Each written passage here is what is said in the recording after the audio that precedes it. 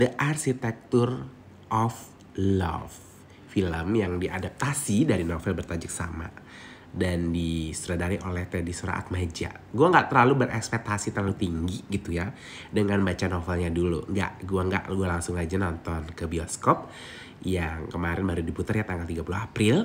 Dan dari tarif film ini jelas dong siapa namanya, Nicholas Saputra dan Putri Malino.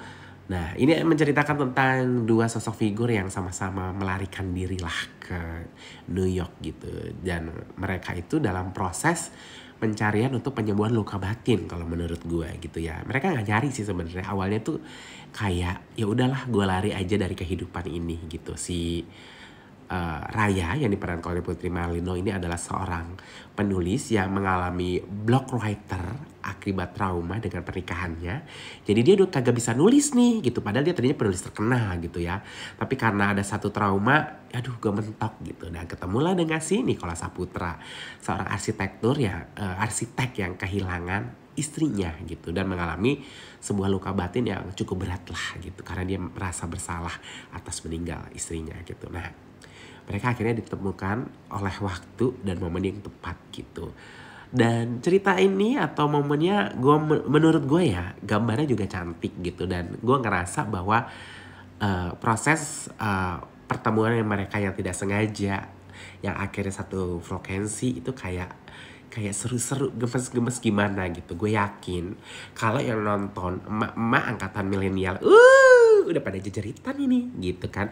Apalagi ada beberapa adegan romantis gitu. Ada kissing scene-nya lah gitu. Nah, film ini menurut gue gitu cukup menarik gitu ya dari sinematografinya, apalagi mengambil latar belakang atau setting di New York gitu. Dan ternyata gue baru sadar ternyata beberapa adegan indoor dilakukan di Jakarta gitu, dengan interior yang dibuat semirip mungkin dengan New York gitu. Apakah film ini layak untuk ditonton? Sangat layak gitu. Dan gue pikir mungkin yang banyak tertarik adalah anak-anak milenial ya gitu ya, angkat-angkatannya atau fanbase-nya si Nicholas Saputra. Tapi gue yakin banget film ini layak untuk ditonton oleh remaja gitu, agar mereka bisa mendapatkan persepsi yang berbeda tentang yang namanya cinta gitu.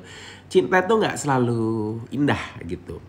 Cinta itu bisa berpotensi menimbulkan sebuah trauma. Tapi ketika lo jangan terlalu dalam sebuah kemelut cinta, lo gak akan bisa melanjutkan hidup.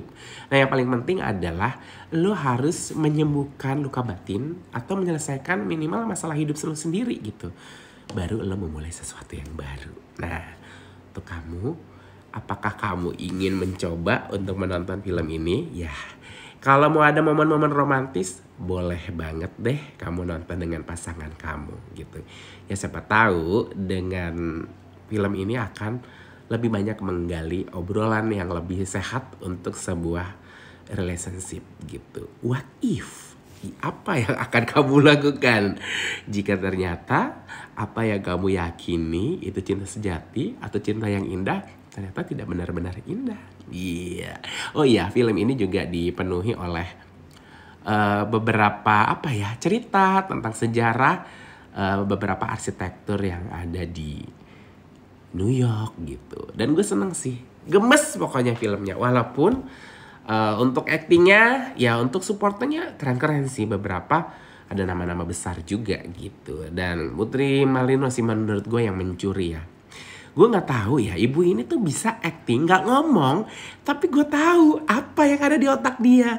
Jadi dia tuh hanya bisa tuh acting tuh dengan pancaran matanya dia gitu, berbinar, sedih, atau penuh tanda tanya gitu ya. Kalau Nicholas sih, ya mungkin kamu tetap akan melihat sosok Rangga, tapi sosok Rangga yang ada di sini mungkin adalah sosok yang udah berubah, bukan remaja, tapi pria dewasa yang ya setiap orang punya masalah gitu.